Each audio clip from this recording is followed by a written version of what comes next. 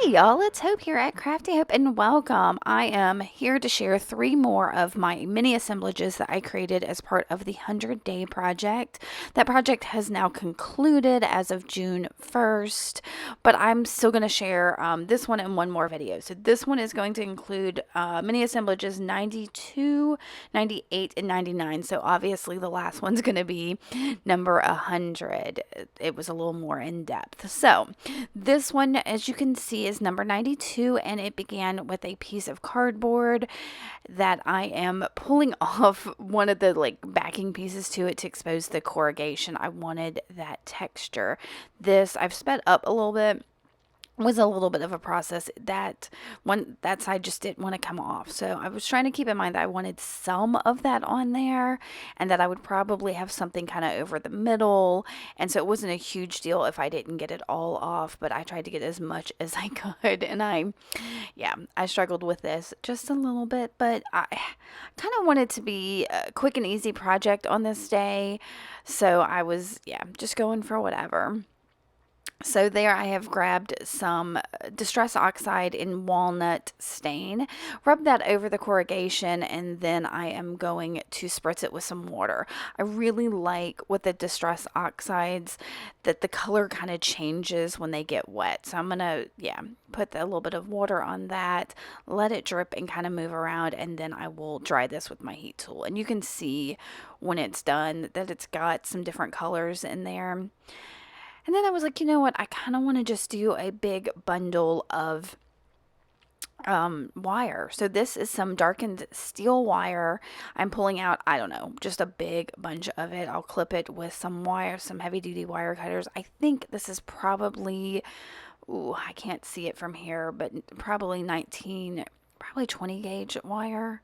I would guess it could be 22. But somewhere in there, thick enough that you can see it, but not so small that it would be flimsy.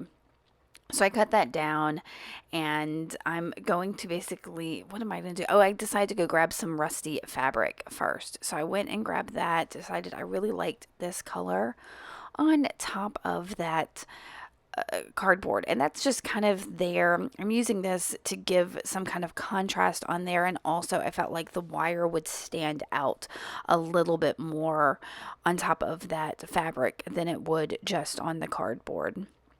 So it took me a while to decide exactly what I wanted to do, and I finally cut it down. I think one of the things that I kind of need to add somehow to my stash is an iron or something that heats up pretty quickly, because I'm finding that the way I store my fabric, it gets so crumpled, and I hate to pull out my whole ironing board and iron setup. So I may look into one of those little mini irons that I can possibly use on my desktop. Anyway, so if you have a recommendation on that, definitely let me know. So I've finally cut down all of my rusty fabric, and you can see, y'all, I'm just kind of looping this wire over my hand super messily. I brought the two ends together and I am twisting those because I did not want the ends kind of out and where it would poke anybody, and I'll end up tucking that kind of twisted in there behind my fabric to hide it. And from there, I'm bunching this up even more, getting lots of kinks and curves and all of that. And I'm looking at it. I thought maybe I'll tuck it behind my fabric. And I was like, no, it really does need to go on top of the fabric so you can see it better. So I'm pulling out that twist there and slipping it like you would a paper clip, kind of behind the fabric, just like that. And I'm going to look at it some more and kind of push down the fabric and move things around and decide it needs a little bit of contrast, something else to go on that fabric. And also on the cardboard, I wanted to see the lines of the corrugation a little bit more. So I put a little gesso down straight on my desk and grabbed my brayer, and I'm just going to lightly brayer over the top of that corrugation. Now, because it's the Distress Oxides on there, they are water reactive, so it's, going to turn a little brown from that Distress Oxide, but I'm not super concerned. Like I said, I really just kind of wanted to bring forth that texture and the lines of the corrugation. So that's all that was there. And I'm continuing to mess with that wire. And like I said, I think I felt like I needed some kind of some kind of element kind of behind all of that. So I'll reach over and grab a piece of dictionary paper and just pull off the page number. That's been one of my jams lately through this process. I really like the addition of numbers on it. They're not as significant as like a word would be, but it still puts like a little bit of a statement on these pieces. And so I'm really enjoying the numbers. All right, so I decided I've got my number, I've got my things. Let me start gluing this together. So I grabbed my E6000. It was kind of gunked up, so I kind of cut out some of that of me ungunking it. And I'm putting that straight on the fabric and that little bit of wire on the back, and I'm going to press it onto my corrugated cardboard, hoping some of it sticks because, it's only going to touch in certain places. I'll use Fabri-Tac on the back of my page number and stick that down. And y'all, I thought I was going to stick it like back there, but I end up moving it over here. Yeah, I don't know why. It just felt right. And then I'll kind of kink and move my wire around because that wire is still pliable and I want, that number to kind of show a little bit. So I'm moving things around. Remember that, wire you can still manipulate. None of that is really glued down except on that back side. So I'm going to futz with that a little bit. And I'm trying to remember. I know that there's at least 2 more steps to this, but I can't remember which step I do first. I think right here it was bothering me that the wire was still kind of bumping and moving around and could be lifted up off of that little off of everything. So I went and grabbed some gold embroidery floss. This is some DMC Diamond It, or I don't know.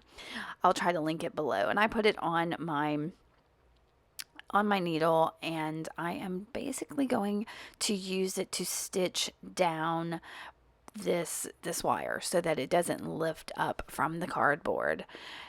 And I'm doing 3 stitches, and I think it's like 5 different places, just because I like that odd number kind of thing. So, and it's helping me, the more places I put it, the more you'll see that gold sparkle to it. The more places, the more secure it is. So I just kind of kept at it. And when it comes to any kind of stitching, y'all, I tend to kind of go with the flow, and the more I do, the more I like it, the more I want it to. So I probably should have maybe I did speed this up just a little bit, but I wanted y'all to see that I'm going in and just picking spots and putting it over, especially where some of the wire overlaps itself. I'm doing it, and I'm not trying to do a pattern or anything, just go with where the wire is. And y'all saw I didn't have any particular shape I was trying to get the wire to make. I really just kind of loosely wrapped it, crumpled it, moved it until I was happy with the very organic kind of shape it's got going on there. And in fact, like I said, I thought I was going to hide it behind that fabric at one point instead of on top of it, but I do love me some wire. And it works. It works as a great organic feel. In fact, I think I picked up a bunch of rusty pieces of wire I found in a parking lot, and I think I want to pull those out and see if I can get them stuck down somewhere on something else, maybe something larger. Now that this mini assemblage project has ended, I'm kind of itching to do some larger pieces, as well as incorporate some of these into other projects. Some of y'all have asked me, what am I going to do with all of these? And some of them are just going to get like put in shadow box frames, and others I kind of want to group together. Some of them, especially if they're fabric, maybe stitch them together, but others I want to do like groupings of little boxes that have these little assemblages together somehow, like stacked together to make a larger assemblage. So we'll see. I've got to learn how to make some wood boxes first that they'll fit in. My husband has promised me he's gonna take me into the shop and show me how to do that. All right, I think this is probably my last one here. And can y'all see that I keep catching that embroidery floss on the corners of my cardboard? Well, that's here in a little bit. It's going to be an issue because apparently I caught it and didn't realize that I had caught it. This should be the last stitch right here. All right, and I'm going to Oh yeah, y'all, when I was doing this, my needle was going through that E6000, so it was getting kind of gunky. So I flip it over and I'm going to tie it off, but do you see where that bit of thread stretches up to that top right corner there? And I was like, oh gracious, what am I going to do? But it's okay. I'm going to tie this off as best I can. I'm trying to get a really good knot. This gold thread is kind of funky and it frays really easy and all of that, so I want to be super careful with it. So I just pulled that off the corner and I'm going to grab some masking tape and just tape all of this down to try to keep it nice and taut. So, and with that, I'm going to flip it over. I was thinking, okay, that's it, I'm done. But I was like, no, it really does need something else on top. So I pulled out one of my several jars of keys. For some reason, I felt like something metal needed to be on here. And I thought, okay, a key will be good. So I found this key that's kind of a brassy color, which I thought went well with the gold as well as the browns. And I'm testing out which side because there's different writing on each side of this key. And I ended up you deciding the one that had the more interesting writing on it was better. So again, I'll grab my E6000. Oh, first I thought maybe I'd add a button too for additional interest. So I've got my jar of one of my jars of shank buttons, and I'm looking at different things, and I decide it's all just too much. Like this already had enough texture and contrast and things to look at that I didn't really need to add anything else to it. So here I'll grab my E6000 and put it on the back of the key and press it onto the wire. There's not a whole lot of places really though for this to make connection because the wire is all spindly all over and is kind of holding that key up. I will use some clothespins as like clamps to try to get it to connect where it can. So I'll walk away for a little bit and come back and realize that behind the top, like the head of the key, there's too much space and I could make an additional connection. So I will use a little bit more of that cardboard that I've got sitting there, just clip off a tiny little piece that can hide behind that head, and I'll put E6000 on either side of it to glue down to get my key so it's not so, I don't know, like if you pressed that head, it lifted the shank of the key and I didn't want that. So yeah, I'll get more E6000, put it in. Y'all, this was a little messy because it was getting all over my finger. So when I go to slide it in, of course, it's going to slide across the cardboard and onto the key and all of those things. So I'll come back in with a toothpick you see, I'm also using those tweezers, but I'll come back in with the toothpick in a little bit, I think, to clean it up. Maybe I'm just, yeah, no, here's my toothpick. Like, I've got to get some of this glue off of here. And that's what I like about E6000 is it is more of like a gel and will, move around in that way. And so once I get that dry, this piece is done. I'm going to give you some looks at it.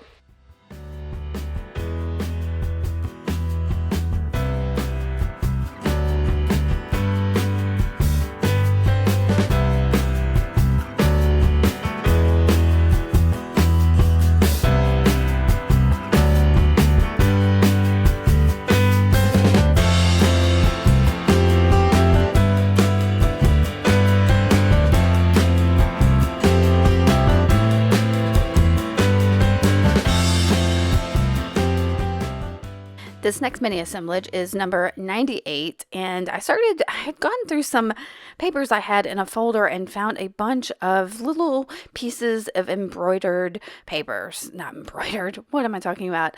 Embossed paper. So I was like, well, why don't I use one of these? And this was just some craft cardstock. I'm not real sure. It looks like maybe some sprays or something. Maybe I painted that black and then added some sprays on it. But I was like, you know what? I really want to add some metallics. I had a piece of lace and a little rusty piece and thought, okay, that would be really nice on this. So I used my finger to add some foundry wax. This is the copper one. I can't remember what the color is, but I rubbed that on to get the texture and then heated it up because the foundry wax kind of melts and gets a little bit more metallic-y looking. So I did that. And you can see that's craft cardstock on the back. It's got a little bit of color on here. And this is the little metal piece. It is a rusty, I think it's a barrette that I found in a parking lot or something. But I love that it was a little heart and it had the open space in the middle, which gave me opportunities for other things. And then this is part of like a lace tablecloth or something that I had. And it's a piece I already had torn off of something. And so it was in my like scrap pile. And I thought that it had a lot of great texture too. So it would be nice to add to this. So I'm going to cut it down a little bit and get, down to there and decide I really kind of want that bulky bit in the middle so that there's something for that rusty bit to like attach to. So I'm looking at all that and I decide that, I'm going to move some things around for a little while. And then I think I go ahead and tear my paper down. So to about where I think I need it. And from there, I decide I don't have enough of that foundry wax. So I will pull it out again. And this is a Tim Holtz product. And you shake it up really good and you put it on a sheet like that. And you can use your finger or brush or whatever. But you need to work fast with it because the longer it's exposed to air, the more it becomes like an actual wax and like solidifies. So make sure when you use your heat tool to like activate it, you don't hit the bottle of it or anything like that, or you will end up with like a bottle of solidified wax. So a little extra I put down on my mat, so I figured I'd go ahead and put it on that other piece that was sitting there. I don't know why I needed to show you this, but waste not, want not, y'all. I'm gonna use what's sitting there. And then of course I'll pull out my heat tool here in just a second and like I said, activate all this. And you can see some of it become like a bit shinier, which is how, it's just a neat product to get like a metallic feel on things. And like I said, I think this was the coppery one, which I thought would go really nicely with the rust. But there's also like a silver and a brass and a gold, I think, are the other ones. But they've got different different names, and I can't remember. Like one's gilded and one's statue, and I don't know. Okay, so I've pulled everything together. I'm looking to see if there's something that I can put in that like hole of that barrette or whatever it is. Sorry about that shakiness. And I finally find on a piece of book page, it's a word that says curiosity. And I kind of like that because it adds like an air of mystery about this. And I don't know, it just seemed right. So I'm going to tear away a little bit of the excess around that barrette, and then I'll take a black permanent marker, a Sharpie, and just go around the word so that I can like block out or black out all the rest of the stuff that's showing, because I didn't want any of the other parts of words to be visible. I just wanted that to stand out. So once that's there, I will use, I guess I used the Fabri-Tac to stick it kind of together. I'm avoiding the very top of the piece because that's the bulk of the metal, and I knew that I wanted to have the metal glued to my next surface. So I'm making sure that those sides and the little bit of the top of that paper are glued to the metal piece. And I'll trim this down just a little bit to get the excess, and then the bulk of that metal there, I'm peeling off some of that so that I will have a way to glue the metal to my lace and not just the paper, because the paper could tear whereas the metal's not going to. Does that make sense? All right, so I'm futzing. I kept thinking I was going to put it down on the left side of this, but I don't know. I was like, I don't know what I'll add to the right of it. So if I put it in the middle, I just have to accent this somehow. So I'm thinking, and I was like, yep, just go for it. So here comes the Fabri-Tac again, and I'll put that on my lace and then lay it on my cardstock, my embossed cardstock. Words, y'all. I'm a little distracted. My dog's barking because my stepdad's over working on an old vehicle that I have. So it's not my vehicle. It's anyway, it's an old Jeep that I've had for years, and it hasn't been running. So my stepdad's here working on it, and my dog's barking at him, and I'm a little distracted.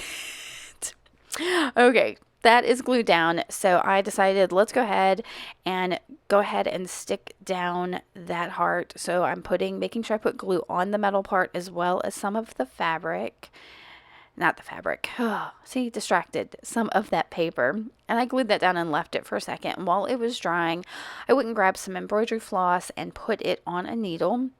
And I'm going to try a different stitch for me. Now, I love my French knots, but I wanted to have like a line up to the French knot. So this is something called, I believe, a pistol stitch. Pistol, not like the gun OL, but anyway, so the key to this is to keep your fabric really taut when you insert it back into your substrate. So this is, yeah, and I'm going to speed this up in a little bit because I'm going to do quite a few of these, but I'm pre-punching my hole that I want to go through and then going through my paper, pulling it up, and then wrapping my thread around my needle like I would for a French knot, but then pulling it really tight up to where I want to put the needle back in. So, and I'm going to just do this over again and again. So I'm basically making rays kind of coming off of this rusty heart barrette thing. I really would like to find another one of these somewhere because it's super neat. I'm going to have to keep my eye out like for barrettes and see if I can put them maybe in a rust bath. And I'm assuming it's a barrette. It could have been a piece of jewelry or something else. It just, something about the size of it and the shape of it makes me think it's a barrette. So you can see I'm kind of leaving a little bit, but when I insert that into the paper, I'm pulling it really tight and then going in. And it doesn't work perfectly every time. This was a new stitch for me. I actually had to look it up to see if it had a name. And I think I looked up line stitch to French knot or something. And it may be in one of my books somewhere, but I found it online as a pistol stitch. And y'all, if you're not doing ICAD or not interested in ICAD, I am this year for ICAD have decided to work on my like learning new stitches. So yeah, oh y'all, and I did the wrong thing here. I think I had inserted my fabric through the front instead of through the back, and yeah, it was a little bit of a mess there.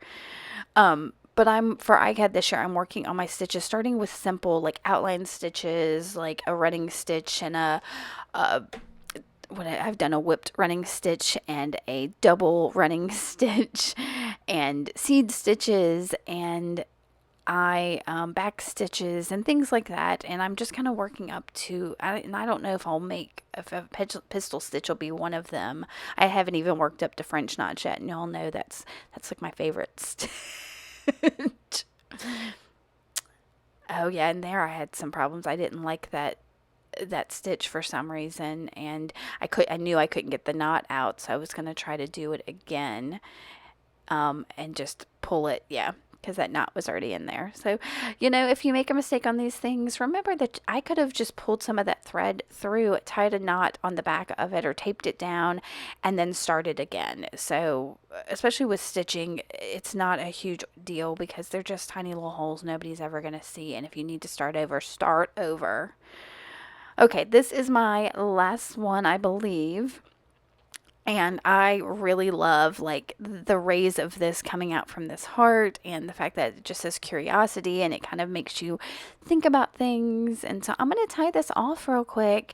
And I'm thinking that's it for this one. It was a fairly simple one, just a couple really little elements, but turned out super cute.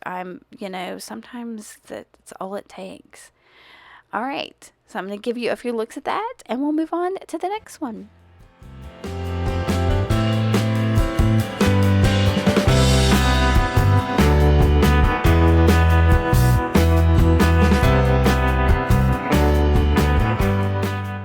The last one I'm going to show you is number 99, at least today. I will be sharing 100 later. But I realized at some point that I have a bunch of little cards I've gotten in like button mixes or sewing supplies that I've picked up at thrift stores and all of that have partial things of snaps or partial things of like hook and eyes like this, or just little weird things that I will probably never use the actual what are they called? Notions, like sewing notions, but I like the cards. So I went through a bunch of those and found this one with like the peacock and the peacock feather and some of that, the finding notions still there. And so I was like, I'm going to use this one. And then I was like, well, then I'm going to use some fabric. So I tore down that fabric, which is a part of another, I think, tablecloth. And then since I've got the fabric, I was like, you know what? I'm going to go ahead and back it with some paper. So I've got this bit of vintage paper. Y'all, it's from a book that I think is for like Scrabble. It's not exactly definitions, but it's for like word games. Anyway, it's just got a bunch of fun words. And then I decided I was going to add a picture because I have that whole left side of the card didn't have the notions on it. So I thought that gave me an opportunity to add something else. So I knew I have a bunch of little photographs, like photo booth type photos in this one bin. So I'm flipping through it, trying to find one that I thought would work. I've got that one there off to the left. I thought, well, maybe that one would work. And I'm just looking through them, trying to decide who looks right for this. Now that one I think is really neat with her turned like that, but she wasn't right. And when I put this one down, she was the right size. She's got a very silly look on her face that just tickles me. It's like a look like she's about to bust out laughing. At least that's how it looks to me. She could be just mad about something, but it looks like she's just about to like cackle. So once I found her, I was like, okay, we're going to get this going. So I grabbed my little dauber thing with walnut stain distressed ink on it, and I'm going around the edges of this. I think I ended up pulling out my ink pad because I didn't have quite enough ink on it. I thought I did. Maybe I don't. Nope, here it comes. There it is. Trying to get enough ink just to make this look a little more aged. I mean, it's plenty aged. That book is probably from the, I don't know, I'd have to go look, but it's plenty old. And then I'm looking at my little stack and I'm like, okay, this is going to need something else. What do I want on here? So yeah, I'm looking and thinking, and this is what a lot of my assemblages were about, was thinking how to accent this. What does it need? And I pull out a jar of, these are hold buttons, so buttons with holes that I've sorted at some point and really liked, and they were really kind of gross. So I've got a baby wipe and I'm trying to clean it. Here's another one that's kind of gross as well, and I'm just reaching in, pulling out buttons. And I had those two pink ones, which really went nicely with the pink that's within that feather on that card. But I wanted something else to contrast it. So that brass one worked great. I did take them off camera and wash them a little bit to get some of the ick that was on them. A lot of times when you have a lot of buttons mixed up like that, they get gross. And a lot of these had been used, so it needed a good cleaning. So I went and got my Fabri-Tac, and I'm using that to put down the lace onto my paper. And because those what are they? Hook and eyes? Is that what you call them? I don't know. Just fasteners are a little bit heavy, and the card's got so much texture to it. I decided to use my Alien's Tacky Glue to stick that onto the lace. I could have probably used the Fabri-Tac and it would have been fine, but I didn't want to risk it. I was like, I need something a little thicker and more viscous. Is that the right word? I don't know. I did use my Fabri-Tac to put my picture down because I knew that the Fabri-Tac is acid free and I didn't want that to deteriorate. So I've got my little weight on there to let that dry, and I'm coming back in with my buttons. I've got some embroidery floss on a needle, and I'm going to sew these buttons on using that. Now, I do kind of wish I had done the technique that I've used before, where I go in through the front of the button and leave the tails and tie them, because that would add a touch more texture, as well as show that embroidery floss I'm using is almost the exact same color as that card. But it's okay. It's not a huge deal. And really, y'all, I think once I get these buttons on here, that may be it. What's going on? So I did add some masking tape to the back of this paper because that paper is so old and brittle. I was afraid if I pulled too hard on it, it would just rip a huge hole in that paper. So I decided to add a layer of the masking tape for some sturdiness to the paper. And that's all that was. So now I'm going to sew these on here. And once I get that done, I believe that is it for this card. I'm trying to remember if there's anything else I had to. Now I could have added some embroidery, some like French knots or something like that. But I felt like there was a lot going on here between the buttons, the picture, the fasteners. All of that was a lot. The text on there, the picture on the feather. Those, all of that was a lot going on. So I kind of just am gonna keep it at that. And I will give you a few looks at this at the end, and let me know if you have any questions. If you like this, make sure to give me a thumbs up and hit that subscribe button. I have more things coming. Like I said, I will show you my mini assemblage 100, which was a little matchbox assemblage that was kind of interactive and super fun. But that's it. I will see y'all very soon with some other things. I think I've got a Thrifty Thursday post coming up and maybe a jewelry post before my Crafty Hope prompt project. So, and if there's something else y'all would like to see from me, don't hesitate to let me know. Alright guys, I will see y'all very soon. Thanks for watching. Bye.